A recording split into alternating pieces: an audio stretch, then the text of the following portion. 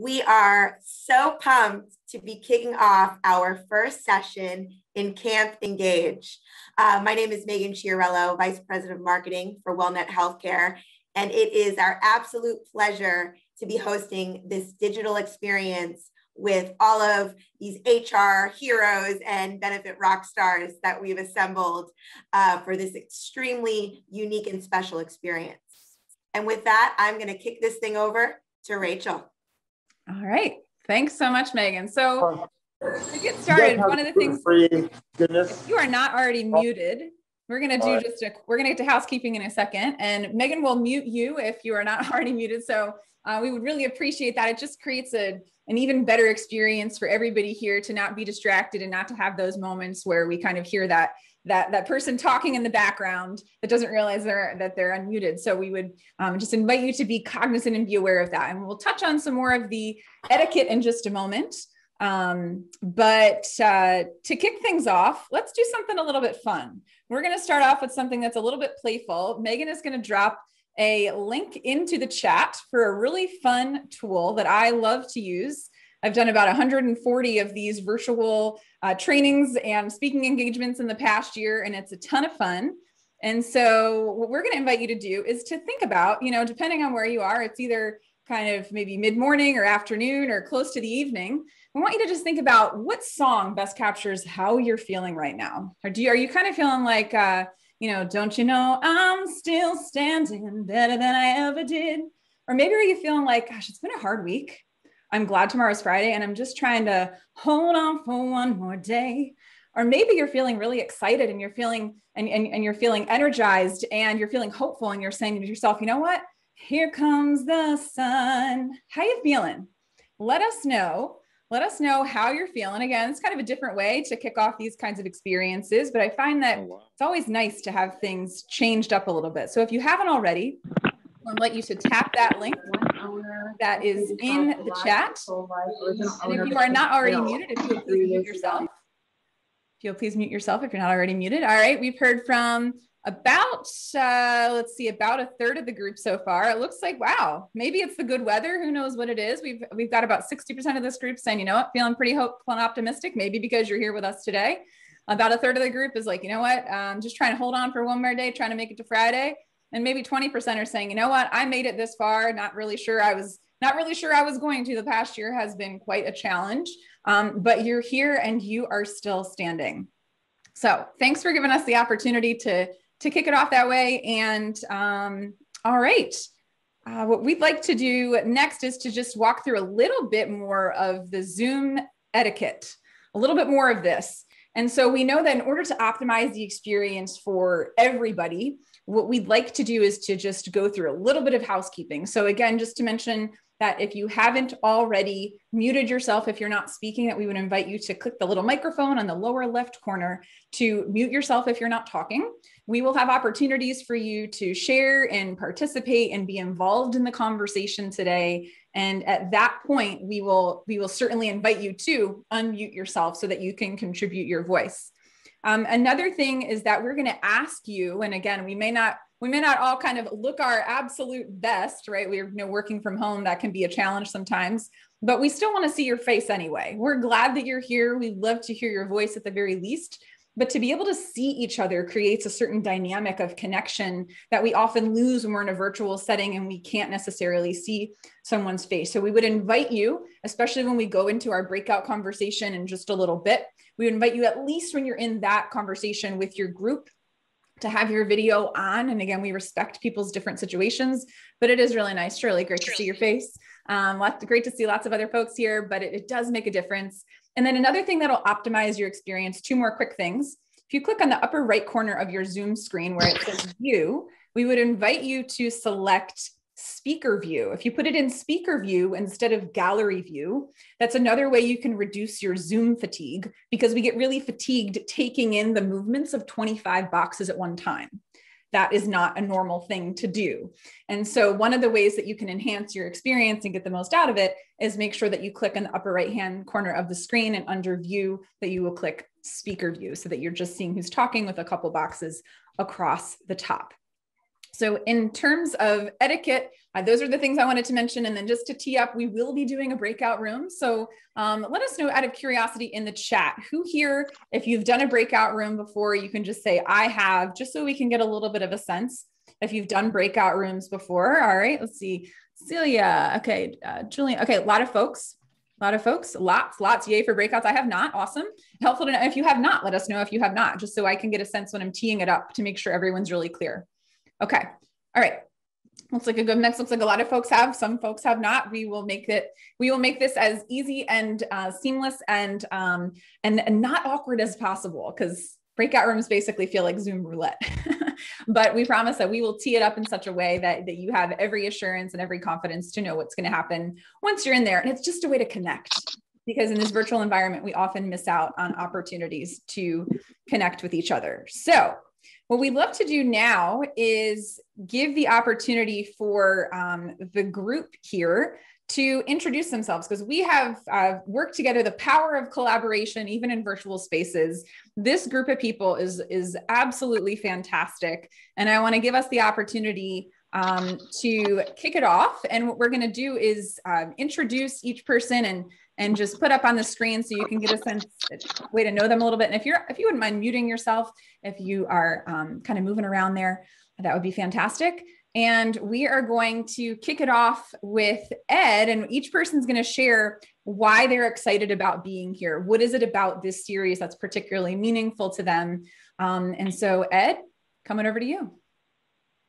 Awesome. Thank you so much, Rachel. Really excited to be here with everyone. Representing for the West Coast, I see there's so many people from all across the country and even internationally. So I was very, very happily surprised to see that.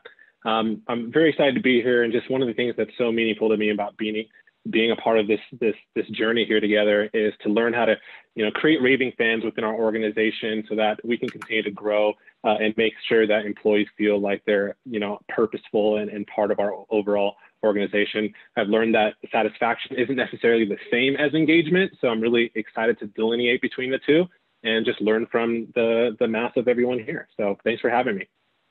Awesome. Thanks, Ed. Kicking it over to Eric Silverman. All right. What's up, rock stars? Hope everybody is making it a fantastic Thursday. It is almost 3 o'clock Eastern. And you know what that means? It means it's almost Orioles opening day, home opener. And sorry if you're a New York fan, but we're in first place right now. That's not why we're here, but that does tell you how committed and excited I am about today's webinar, Engaged webinar, because otherwise I'd be at Oriole Park at Camden Yards. I'm from Baltimore. I'm a national firm, broker's broker, and I am a true believer in communication and employee engagement. Health insurance and employee benefits and everything that HR superheroes do for their employees is so amazing. But if your employees aren't communicated with properly and effectively, and they're not efficiently engaged, what's the point? So today we're going to talk all about how to really dig in deep and really get that going. And by the way, my superpower is positivity and turning every negative into a positive. Thanks, Rachel. Happy to be here. Awesome. And that is so true. If you're not already connected, by the way, if you're not already connected with everybody in this group on LinkedIn, make sure that you do. So now we're going to go back to the Bay Area and talk to Andrew. All right. Well, I think Rosario wants to go first, so I'm going to Rosario. Ladies first.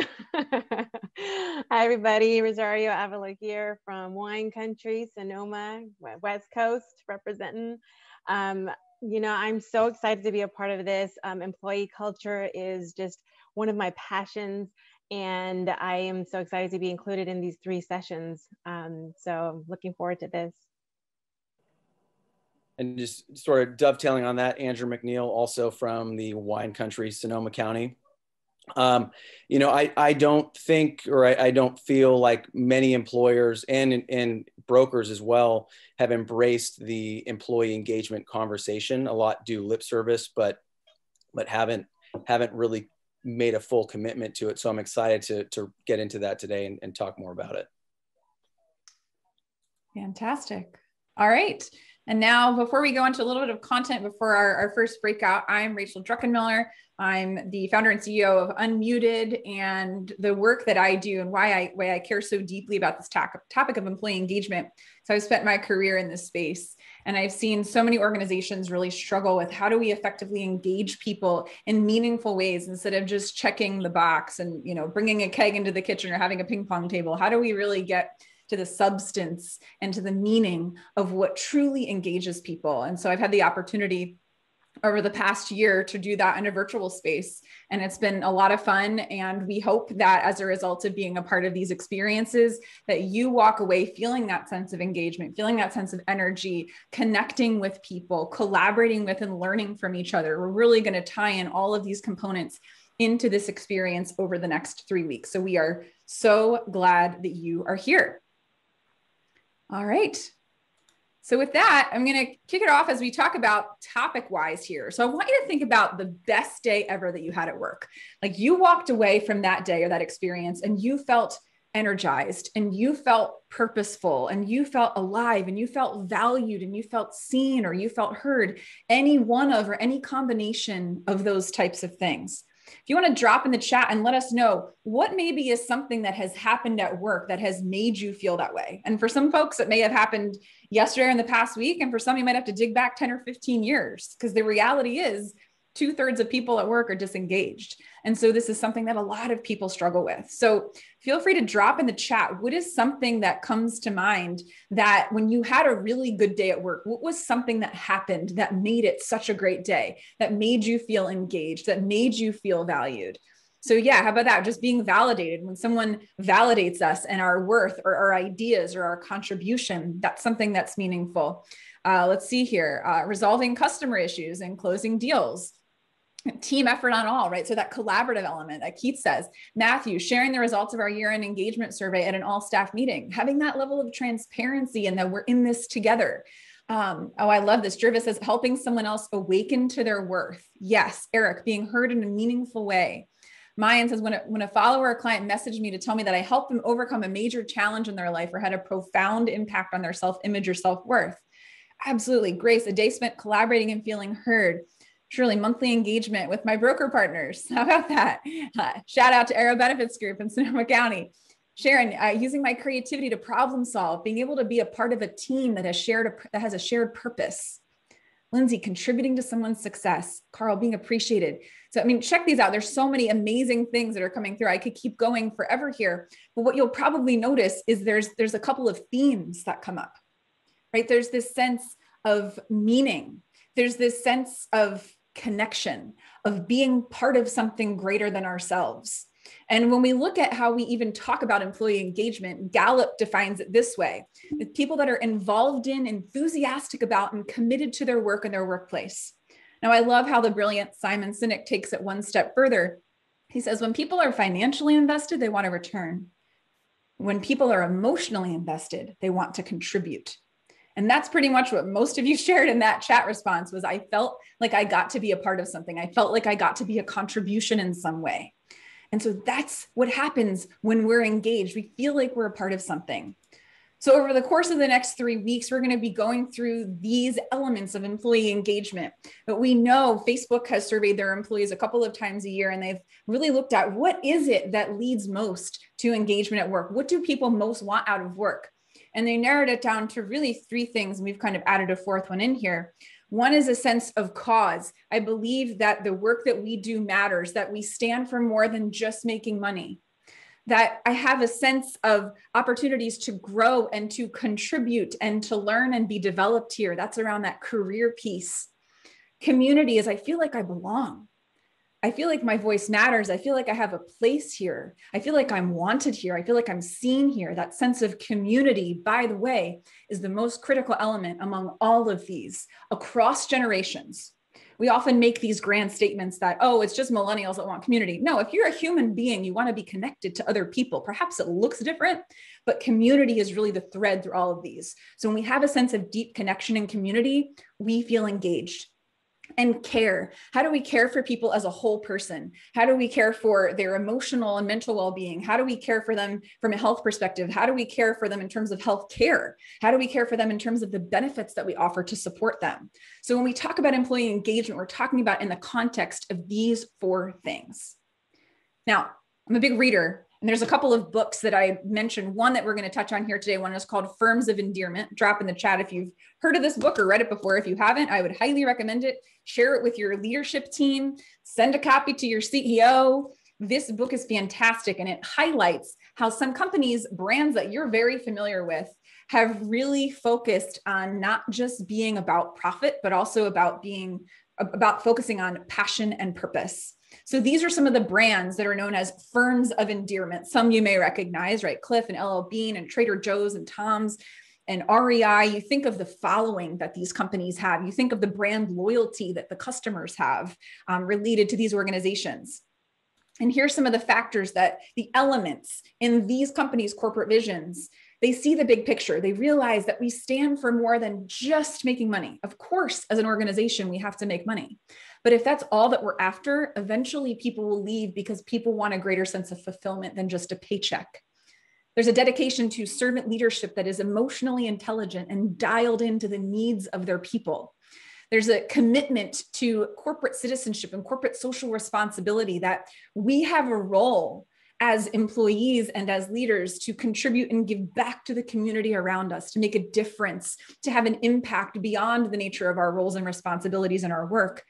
And a recognition that we're part of this interdependent system, and that what we do affects other people, it affects other systems. And so we have to take responsibility. And a lot of the times, these are viewed as sort of soft topics. We think, oh, that stuff, care and community, that's soft stuff. It's not. It's the stuff that matters, because check this out. The proof is in the pudding. Firms of endearment, in terms of their portfolio performance, you'll notice their average annualized return for firms of endearment. Look at that. This is over a 10-year period. It's 3 times that of the S&P 500 average. 3 times that. So there are economic outcomes that are real, that are significant for organizations that are willing to step up and say, you know what, we care about our people. But in the past year, it's been really hard, right? People have been working from home and the lines are blurred, because what's happening is work and home are the same place, and we're having to take care of kiddos or caregive for somebody and work at the same time. And we don't have our social lives the way that they used to be before. And it's really, really hard.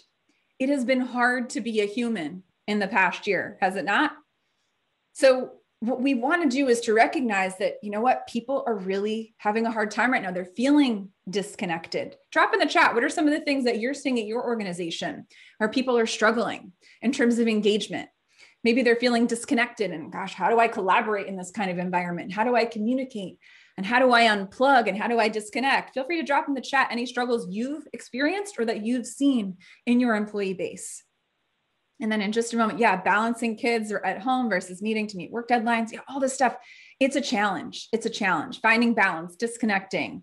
Absolutely. I've done a lot of work with healthcare, Jennifer, so I know what you mean. Nurses are tired and stressed and burned out, frankly, right? Bringing on onboarding new hires is hard. People are feeling disconnected, being present, staying focused. Absolutely, mental health challenges. And that's been so much of what I spend my energy doing, is talking through with organizations. How do we reset our mindset? How do we shift this stuff? So what we're going to do right now is, we can't just talk about engagement and not give you an experience of engagement. That just wouldn't feel right. So what we're going to invite you into now is an opportunity to have a breakout room experience where you're going to get to connect with each other, where you're going to get to learn from each other. Because again, the idea that we just learn from one expert who's the sage on the stage who has all the answers, that first of all was never really true. And it's not the most effective way to learn. We learn most when we're actively engaged in a learning process. And so we're going to invite you into that experience. What I would love to do now is introduce, and if we want to, spotlight her with me, Megan, we can do that. I want to introduce all of you, for those who don't know, to Claude Silver. So as Vayner Media's first ever Chief Heart Officer, Claude Silver unlocks employees' full potential by forging human-to-human connections, creating cultures of belonging, empowering teams to be purpose-driven, efficient, and strong, and infusing the agency, all 800 people, with empathy, humility, courage, and emotional intelligence, and really focused on helping everyone embrace their uniqueness and bring their whole selves to work. So her perspective on servant leadership and team building come from training in positive psychology, participating in Outward Bound adventures, and her tenure and experience in leadership development, coaching, workplace talent, workplace culture, talent management, and people operations. And prior to Vayner Media, Claude held leadership positions at a handful of large advertising agencies in both the US and the UK, which we have represented here today. And she founded and ran an outdoor adventure and surf company in San Francisco, where she was in the cold Pacific Ocean coaching 275 days a year. So simply put, her glass is always full. So Claude, we are so thrilled that you are here with us today. Welcome. Thank you. Thank you. It's great to be here. I'm honored to be here and to be with all of these incredible hearts and minds. So thanks for having me. Of course. So we're going to go through some questions for you, Claude, that we thought might be relevant for the group here today. And so then afterwards, we're going to have a little bit of time of Q&A. So if you think about, you're getting a shout out from Maya in there, of course. I love her so much. in the chat. So we would invite you, if you don't already have a pen and pen and paper, you're going to want to grab one because you're about to get some golden nuggets of wisdom here. And we will invite you, we'll open up the floor for some questions after we finish these. So be mindful if there's questions that you want to ask. So starting off, Claude, what have you found, we're talking about engagement, right? Camp Engage. What have you found has worked particularly well? And if you're not already muted, if you could mute yourself, that'd be great. What have you found worked particularly well in engaging your team members in a virtual environment? Yeah. Okay. Well, when it comes to my team members, we're talking either about like the almost 1,000 people that I work for and I work with every day, or my actual team, which is the people and experience team. So I think almost they go hand in hand. It's all human beings, and it's everyone. I think everyone. Someone mentioned a second ago that everyone has a story to tell, and storytelling is extremely important. So any which way that I can reach out, hold space, listen, connect them with other people is really kind of step one, right? It's literally like, how can I be present for them? And someone else said, and I'm sorry, I didn't write down the names, but someone else just said being present. The, showing up, I don't think it takes a leader or a title to care about people, or certainly to open the door, or a Slack or IM or whatever. It just takes a human with a heartbeat that actually cares about another human with a heartbeat, which is what I think we all are and we all do. I think some of us forget along the way, and I don't mean this screen, I think other people, but so to get tactical about it though, we use on Slack, we use Donut, which is this kind of randomizer, if you will, and it sets you up with random people, and you have a 15-minute coffee, virtual coffee. And we also use randomizer.org in smaller groups. And so you can put, so for example, I can put in random names of people all across the globe. And then, every single morning it spits me out people to talk to. Now that's super, super prescriptive for someone like me, who's pretty much off the cuff, and whichever way the wind blows. I feel like talking to Eric right now. Ed reached out. Megan wants to talk. I really want to talk to Catherine. Just a second ago, I dropped a note to someone. I saw her name. It was her Vaynerversary. And I was like, oh, hey, we haven't caught up in a while. She's like, yeah, let's catch up. And I set up a meeting. The reason I did that, by the way, rather than just dropping a meeting on their calendars, sometimes I understand people are like, why does Claude want to talk to me? It's like, because I just want to talk to you. But I understand there's a little bit of scarring from the past when I probably have had to share some challenging news with them. So I'm meandering on your question here, but really, I think it comes down to, I talked about humans and anyone that has a heartbeat, but really, think about it. Attention really unlocks that well-being, that sense of well-being, that cool, that confidence. It's serotonin in your brain, which chocolate gives you. It just makes you feel like, okay, I got this. Yeah, I got this. Oh, that feels, so like I'm getting your attention right now and it feels really good. It takes away my nerves. And when you give someone attention, just notice what that feels like. And then generosity, I often talk about is like this grandparent that sits on top of attention. And generosity, I think, comes from the heart. And generosity unlocks oxytocin, which we get another hormone. It's called the love hormone or the bonding hormone. You get it from hugging puppies or kids and little babies, and obviously, actually pregnant women get it a lot. So anyway, not to go all biology and anatomy on you all, but think about those times when you can reach out of yourself, because that's really what it's about, and hold space and just have a conversation with someone. I don't think it's that difficult. And I understand for some people it is. Yeah. Yeah. Thanks for sharing that. And anything specific that you think of that that teams have done to foster engagement, or any rituals? It sounds like you're mentioning some things are a little bit of the donut and randomizer can almost be seen as rituals. Is there anything else that comes to mind? I'm glad you brought that up, because rituals are incredibly important, because in the workplace, we all have rituals, which is high-fiving one another, going to the coffee machine. Hey, how are you? You all have, each team has rituals. You sit next to your pod mate and you're like, here it is, it's Monday. Maybe you do that every single Monday. You know what I mean? So we all have to find ways to replicate that in a virtual environment. And so sometimes that's stand-up meetings that people have. Some people have lunch and learns, like the media department every single Thursday has a lunch and learn. They bring in different speakers, and I'm talking across the globe. Scavenger hunts is something that my team has done a lot of, which is a lot of fun and really kind of like goofy. I am sure if you asked a good 400 people at work, they would say I love, no, gosh, now I can't remember the name, but icebreakers. I love icebreakers, and I've got like the ones I go to all the time. And that's every Monday. I meet with a different orientation group. So that's really great as well. So I just think we have to do just that much more right now to make sure that we can reach out and really get a sense of how that person is doing, because you just never know what another person's going through. And the thing that I used to say before we were virtual is like, hey, that person's already been up for 3 hours before they've come to work.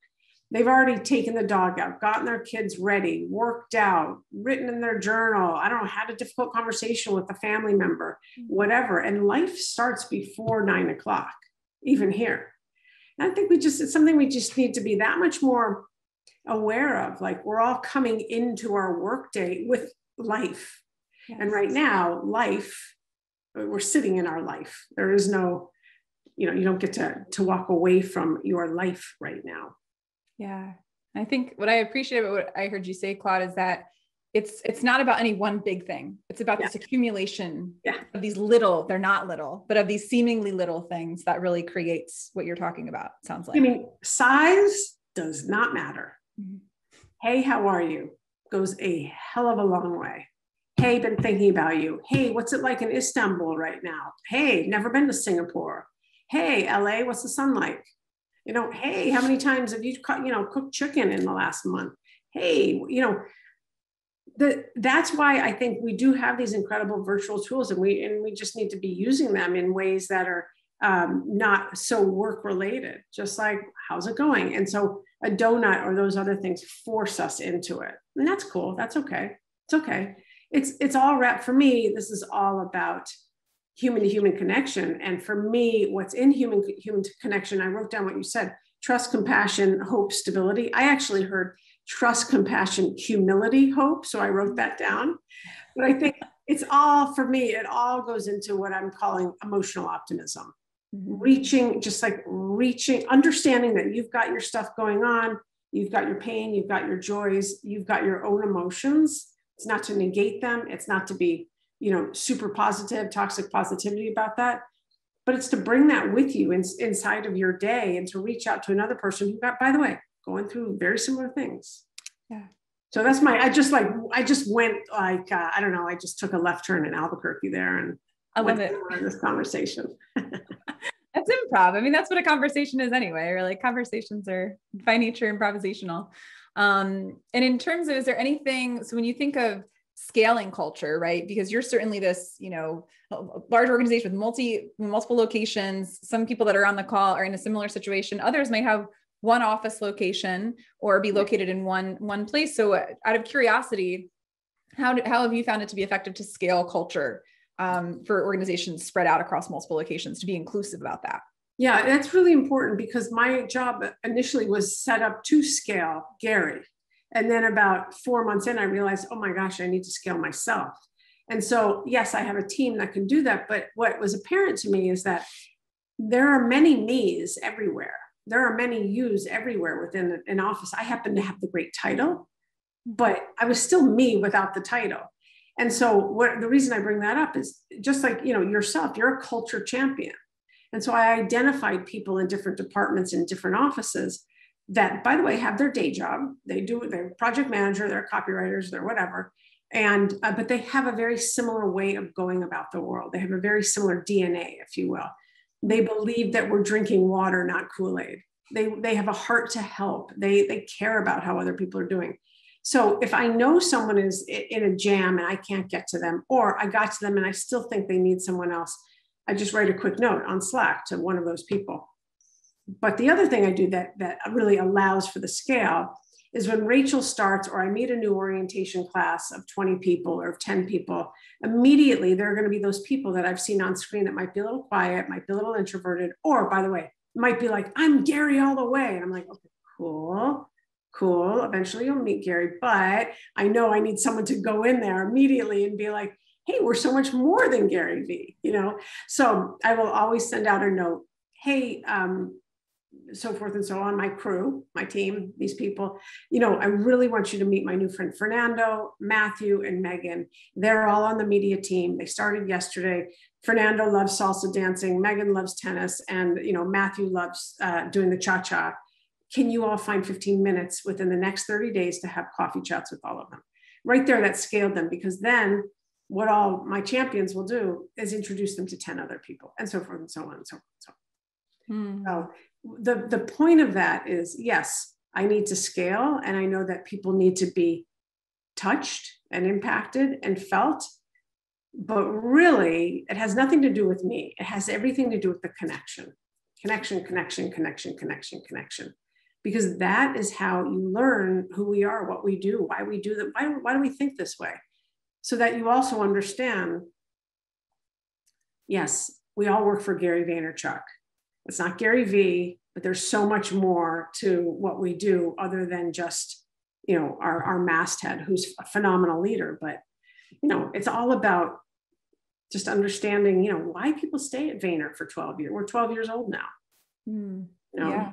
What do people say, out of curiosity? Like, what are the main reasons, the kind of those stay interviews? Like, it's a no-brainer. Most of the time it is the people, but it's also that we happen to work for a disruptor that believes that marketing and advertising is broken and archaic. And he believes that there's a completely different way to go about it. So if you want to be on the cutting edge, if you are interested in moving very fast and being with people who are innovative and curious, and you want to add to that because you are innovative, curious, you're hacking Tetris on the side, I don't know, whatever, but people want to stay and be around innovation.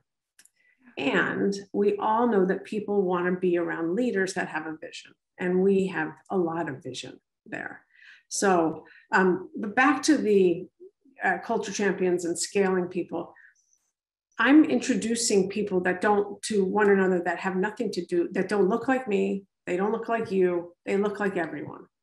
And that's really important. They speak different languages, they live in different geographies, they look different. Those types of things are really important, because that then allows the uniqueness of our culture to really come out. They're not just seeing, a me or another person on the C-suite, blah, blah, blah. Like, that's easy. Yeah. Let's just go that much further. And so you can meet all of these wonderful people who, without people bringing who they are to work, their uniqueness, like we would be flat. There would be no texture. Yes. Well, and our tendency is to gravitate as humans toward likeness. Like, we generally seek out likeness. So unless we're put in these situations, as you're saying, yes, where you're intentionally putting people together, they may not have had a reason to necessarily incidentally cross paths. Yeah, right. It's really comfortable being around someone that looks and thinks like me. I mean, it's super comfortable, but it's more exciting and actually quite vulnerable, and can be a little scary to meet someone who's come from a different culture completely. Yeah. Or who believes in a different, God, if you will. I mean, that's what life's about. We need to mirror the macrocosm. And I believe in our companies today, we need to be mirroring the macrocosm of the world. Yeah. You know, not just being siloed and secular to, you know, whatever is easy. Yeah, absolutely. And so much innovation comes out of that too, right? Like there's by the way, like you move the needle. Yeah, absolutely. And I'm curious, you mentioned, you sort of alluded to this at the beginning about, you know, if somebody sees an invitation come up from you on their calendar, there may be this assumption where they have like, you know, HR PTSD from the past. I'm just curious, how's that communicated in terms of your, and again, this is slightly off what we were planning to talk about, but I'm curious, and I imagine others might be as well, of how that shift happens if people view you know, someone in human resources as compliance, and then you're showing up differently. What does that even almost like introduction kind of look like to get them to start to view that in a different light? Yeah, so that's day one of orientation. So we put every single person through 4 days, their first 4 days. And so you could be sitting, if you are a junior copywriter or an account director, you could be sitting with a C-suite employee. So everyone's enmeshed and immersed, and it's mandatory. Everyone has to go through it. And in that session, you're going to have an hour from me. You're going to have time with the whole, we call them the people and experience team. That's what I call my team. Renamed them a while ago. And so you're going to understand kind of the ethos of who we are. And you're going to understand like, yes, we have HR. There is compliance. There is benefit. There is payroll. We will take care of our employees from a legal standpoint, but we think about things differently. We are going to be Switzerland in every situation we possibly can be, except when the law dictates we have to do something else. We are going to be coaches. We are going to help connect you. We want to help you like spread your wings and thrive, because if you thrive, like what's good for the goose is good for the gander. It's only going to help us all. And it's only going to help the people that you're close to see like, oh, wow, Jackie just took off, you know? Yeah. So we make that known day one, hour 3. I think I'm there like at noon on Mondays with everyone. And then I do one in Singapore in the nighttime so I can get to them too. But it's just who we are. And the great thing is, you know, I'm totally going off topic here, I'm sure, but I want to share something really important. So I do these one-on-ones quite a bit, and people will proactively set up time with me, or I will proactively, like I said, set up time with other people. And someone showed up, it was like December 2nd, let's just say. I had COVID actually, I remember. So it was like December, it was early in December. And, you know, it was like Paul, let's just say his name was Paul, and he had set up a meeting with me, and I opened up the Zoom. Hey, how are you? Hi, how's it going? He said, well, Chris told me to get time with you. And I said, oh, cool. God, I love Chris. He's fantastic. We've spent a lot of time together. Hey, what's up? And he said, well, I'm really battling some depression. And I said, I had this like split second to think of like, what am I going to do? Am I going to go HR on him? Am I going to just be Claude on him? Am I going to, I don't know. And so I decided to say, got it. I don't know what I said, but what do you do when you feel a bout of depression coming on, about a sadness? And he said, I write poetry. And I said, gosh, I would love to hear your poetry. I always wanted to be a poet. And he said, okay, but you have to share your favorite poem with me. So I shared my favorite poem with him. He then read me some of his poetry. We were both in tears. And at the end of the meeting, he said, oh, I can see why Chris told me to get time with you. And that wasn't about me, Claude. That's about who we are, how we show up. No judgment. I could have easily said, okay, would you like the list of therapists in your area? But like, nah. So it's just, you know, talk about a person really being vulnerable with someone like me, which made me feel really good. I'd never met him in my life. He had been there 3 months. So to answer your question, I think most people know, like, I come in peace. It's okay. It's all good. All good. It's all good. Yeah. And what a difference. And by the way, a couple of comments in the chat of that is caring. Yeah. That, am I going to go HR on him? Right. Cause there's that chance we have where it's, you just slide over across the desk. Here's the number of the EAP. And then you lose the opportunity for a human connection moment. 1,000%. And while EAP serves a purpose, it's not that. Yeah. It's not that purpose. Yeah. He needed to be seen in that moment, and you saw him. That's what he needed in that moment, it sounds like. Yeah, if he would have said, I like Metallica, and I don't, I would have still said, what's your favorite Metallica song? I've never been able to get into them. Yeah. I would have gone to Spotify or had him go and we'd listen to Metallica song. And again, like I said, I had COVID, so I would probably really be like crushing inside of my head, but I would have done it. I would have done it. And by the way, the poem I read is Derek Walcott's Love After Love, which is incredible. Love After Love. I'm going to drop that in the chat in case anyone wants to check that out, because we'll have to encourage folks to do that. This has been great. By the way, feel free to drop in. Michael says powerful stuff. Amazing how easy it is to make a difference sometimes. Yeah. Yes. Right. It is that easy. And any moment of any day, we just have to remind ourselves, like, we're just like them. Yeah. They're just like us. And I think if we can remember that there's such, if we can remember to infuse this world with more equality and inclusivity, then I think we can, build the bridges that I know we can build. Yeah. I love Metallica. Cool. Andrew, you can send me your favorite song. I don't have COVID. I'm more than happy to. Yeah. I'd love to hear it and tell me why I should be listening to them. That's perfect. And then Megan says, once they feel valued, we can then get them the right access to care and support they need.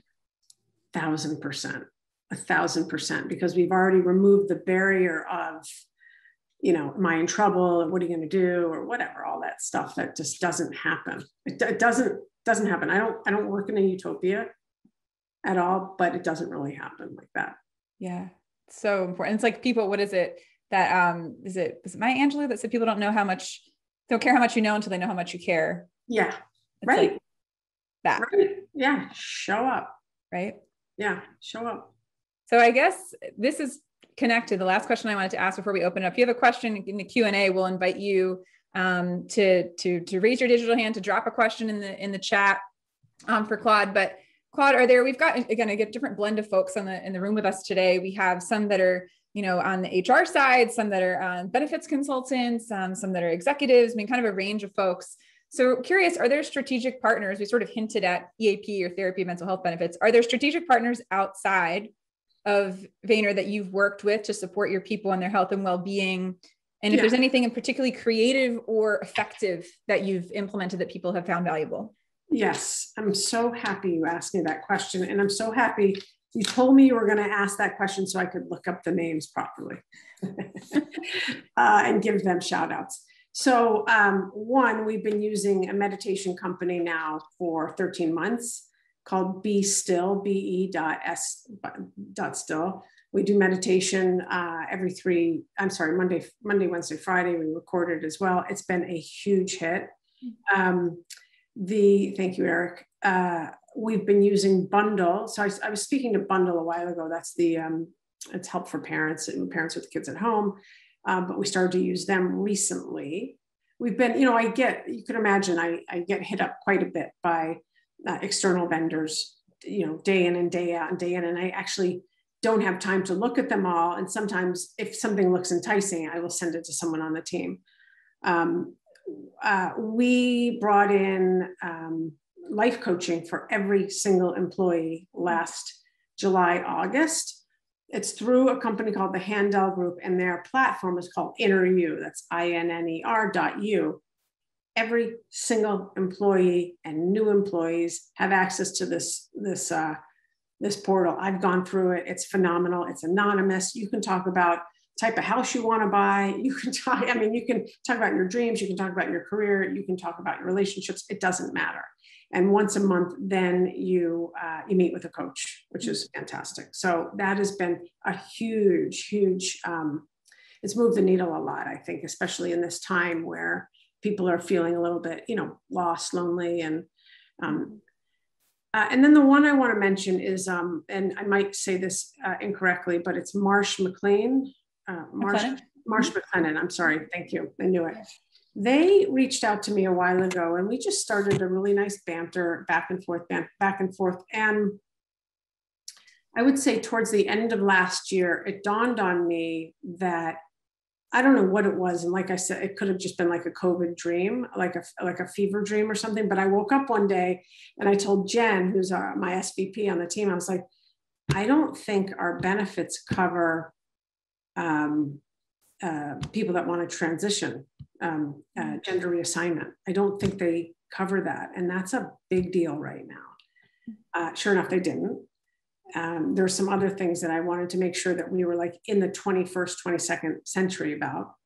And so we reached back out to them, and they have been incredibly helpful at walking us through the certain steps or riders that we need.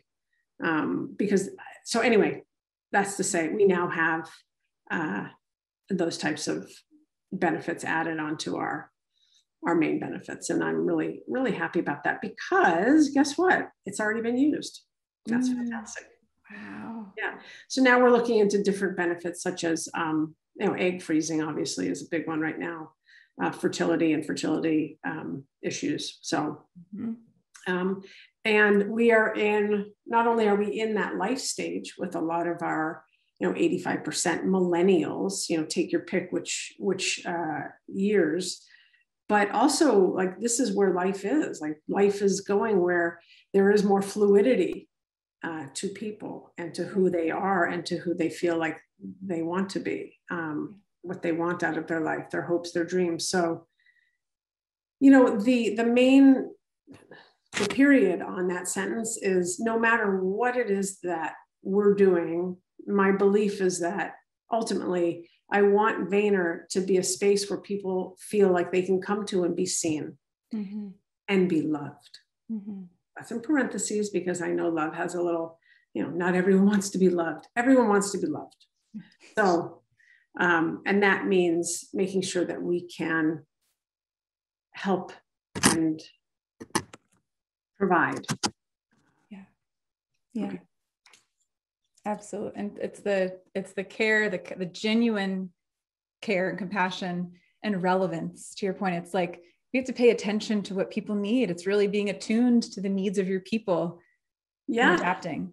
The needs of the people, the needs of the generation. I mean, there's 5 generations in the workplace, the needs of the world. I mean, you can only imagine, what the training that we brought in for, racism, anti-racism, allyship, unconscious bias. Like it's been, we all know it's been a heck of a time, and it's not changing. It's not going away anywhere. So as long as I think you and I, unfortunately, and this entire screen, unfortunately, can't cure racism. I really, really, really wish we could, but we can't. But maybe another screen with our screen can. Who knows? But it's these conversations are needed. When I hold courageous conversations, you should hear some of the things that people come in and say, because it's a safe space. So. Yeah. Well, there's a couple of questions. Andrew has a question and Carolyn has a question too. Andrew, I'm going to come to you in just a second. Carolyn had said, you sound like an awesome HR person, caring and present. What do you do each day to be that person for your team? Yeah, thank you for asking the question. I'm reading it also. And the way I conjugate that is like, how am I taking care of myself? Which is such an important question. Yesterday, I did something that was unheard of. I literally took like most of my meetings outside walking around. That was incredible. And plus I got the steps in. I have a 2.5-year-old who fills me up every single second, because you have to be so present. And so when I'm so present, I can't be thinking of anything else. I mean, that's not true. I am thinking about other things, but I'm not reaching for my phone unless it's to take a photo of her or to put, a YouTube video on, something like that. Cooking, something that I really started to do when COVID hit, and it's a real good creative outlet for me. Working out. And then, my core group, my core friendship group, which are, people, some of them don't even know each other, from junior high and high school to my New York crew, to my London crew. They, without them, I mean, those are the people I can be real with. So those types of things feed me quite a bit. And, I used to think when I got that question that I needed to come up with an answer, like I was, sitting on a mountaintop, just like with my legs crossed, looking at my belly button all day, because I'm not, I'm just normal, not listening to Metallica, listening to a lot of 80s, a lot of Cure, a lot of Depeche Mode, a lot of trance. Andrew, I'm waiting for that. I'm waiting for the link. I will send it to you. Thank you. Oh, fantastic. Thanks for the question. I appreciate it. Yeah, it's a great question. We got another Depeche Mode fan, by the way, in the chat. I wanted to, Jervis, that we're going to come to Andrew. I promise, Andrew. Andrew I know Andrew has a great question. Jervis, you want to unmute yourself? Yeah, thank you so much, Claude. This has been awesome, especially the stories you've shared and that last sharing the impactful benefits. I noticed though that you've already shared 4 amazing benefits you offer. How are you helping your people navigate all of the cool stuff that you have for them and making sure that your participants are able to fully extract all the value that you're providing? From like an offering perspective? Yeah, I mean, there's so many benefits. How do I know what's right for me? How do I know how that fits into my life? How do I know which ones to use and not use and when to use and not use? Because we find that people get lost in their benefits, and more than half of people don't understand even their core benefits. So how do you help them navigate all that cool stuff? It's a great question. I don't have all of the answers other than to say we are sitting in open enrollment right now. So this is a phenomenal time where people can ask our providers all about their benefits, but that's just one time in the year. But there are 2 people on my team who've been with me a long time who only do benefits, both global and national benefits. So they are the go-to. And I will be completely honest, sometimes they have to go to someone else to get that understanding. So I actually don't think we do that. I wouldn't give us an A on that.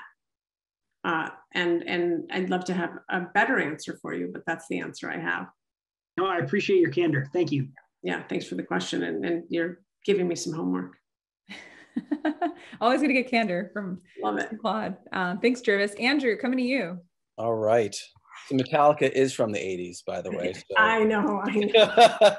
And a San Francisco band. I know. So I've been following Gary for probably 5 years now. And one thing that's always stuck out to me about how he operates and bringing you on is his emphasis on the importance of culture. And I really look at Gary V or Gary Vaynerchuk as an anomaly, because I think there are a lot of people in his position that say culture is important and employee engagement is important, but it ends up just being lip service. Yeah. And it all starts from the top. So do you have any advice for an HR leader that needs to find alignment with their leadership team? I do. It's not a scientific piece of advice. It's just a common sense piece of advice, which is what you'll pretty much always get from me. I have found in other places that I work that the board or the C-suite or the CEO always needs some kind of data to back anything that I have brought to them.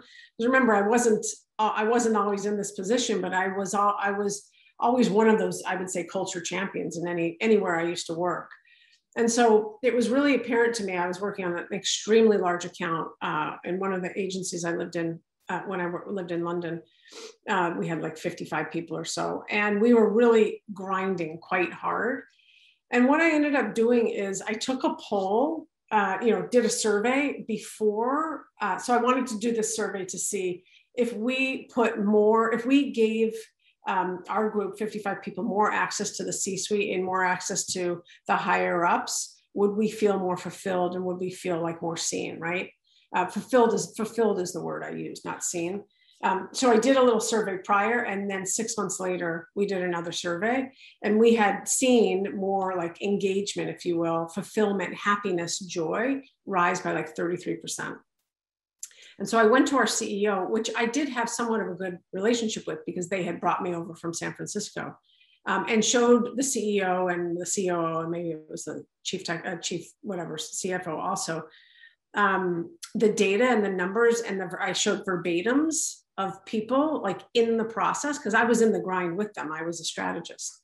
Now, they didn't do anything about that, but I still am proud of the work that we did to make sure that they felt seen, heard, and more, and happier. So the point that I bring up is for those that want to make a change, make a culture change in their organization, I do think you need to start from somewhere. And I do think that needs to be measured in some way, shape, or form, because I don't know if there's other CEOs out there like Gary who are such believers and, would such a believer that he would trust me with his entire culture.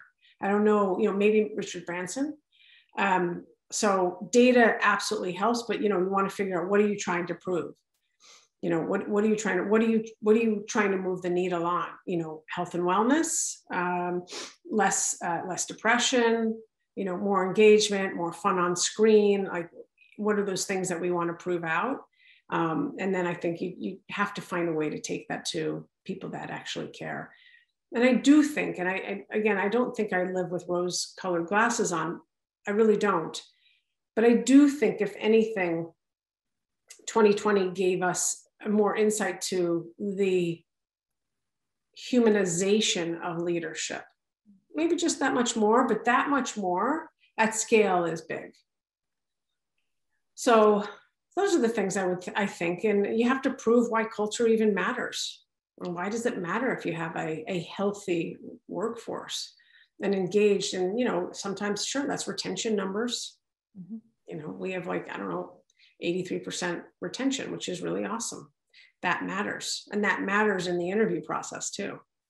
Yeah. Those types of things. Thanks. Great, thank you. Yeah, thanks. Yeah, thanks for sharing that. And I know that we have a kind of a hard stop that I wanted to just be mindful from a time perspective. If it's less than a minute, if it's super quick, for if you want to drop it in the chat, I just want to be mindful of Claude's time. And we went a little bit over. If there was a super quick, Fernando, if it could be a very, very quick one, then we'll close with you. And then I have a couple more recommendations for books for folks. Yeah, no, absolutely. Thank you, Rachel. I appreciate it. I'll make it really fast. So Claude, I just wanted to thank you, first and foremost, for sharing all of that with us. You're an amazing human being, and Vayner Media is very blessed and lucky to have you. Unfortunately, we were never given a crystal ball, but the world gave us Gary V, which is probably even better. He's a futurist, and we're always looking, to him for what's coming. So to hear what, Vayner Media is doing in all of these spaces for their employees really kind of help us, look to the future on, what organizations should be doing. Do you have this published anywhere, like in an article or anything like that? Because people are, I agree with you, they're motivated by, data, like you just mentioned, but I also think that they're motivated by what companies like Vayner Media are doing, to kind of have a blueprint or, just a path forward on what to do. Is this something that you've talked about anywhere that we could present to maybe HR people that are on the fence on what to do next? It's nothing that I've written, but I have no problem writing it. I think that's actually interesting. I'm really glad you mentioned that, Fernando. I'm so committed to what we do internally that it's very rare that I talk about what we do at Vayner Media online. I talk about some of my thoughts and philosophies, which you then know I'm putting into Vayner, but I don't really record stats or anything like that. But why don't I talk to the powers that be, a la the comms team, to see if that's something that would be okay, or do I just do it on my own? But thank you for kind of reminding me that these things are of interest. Oh, that sounds like a good book. I would buy that book. Yeah. Okay. It's coming out. And thank you for joining us today. You've been terrific. Thank you so much. I really appreciate it. Rachel, thank you. Eric, thank you. Everyone, Megan, thank you. Every single person. So awesome. See you soon, I hope. Appreciate it. Yes. And we'll close out. Thank you, Claude. If we're going to, Megan, if you want to drop the link to the Mentimeter in the chat one more time, we would love to hear from you. One, to just capture it in kind of real time. Then I'll mention a couple of other books here, but we'd love to hear what's your one greatest insight or takeaway from today's session. So if we could just drop that link in the chat, that would be fantastic for everybody. And I'll mention again, this book, Firms of Endearment. If you're looking for the data on why culture matters, get this book for someone on your executive team, for your CEO. Firms of Endearment is one book. There's another book by Bob Chapman called Everybody Matters. Everybody Matters was also written by Raj Sisodia, who wrote one of the authors of the Firms of Endearment book. And this is about really creating an extraordinary culture of caring in a family from a manufacturing firm. It's called Everybody Matters. And then there's one more book I'll mention called An Everyone Culture. And Eric has got it in the chat because that's what Eric does. There's a book called An Everyone Culture that's about creating what's called a DDO, a deliberately developmental organization. So if you're looking for ways to rethink your organization, the culture of your organization, those are 3 books that I've read that I would recommend, that I think you could use in order to, really elevate what you're doing. So if you haven't already, we invite you to tap that link. Megan, if you want to drop it one more time, the Mentimeter link, and make sure it goes to everybody. It's just, so the link will go to everyone.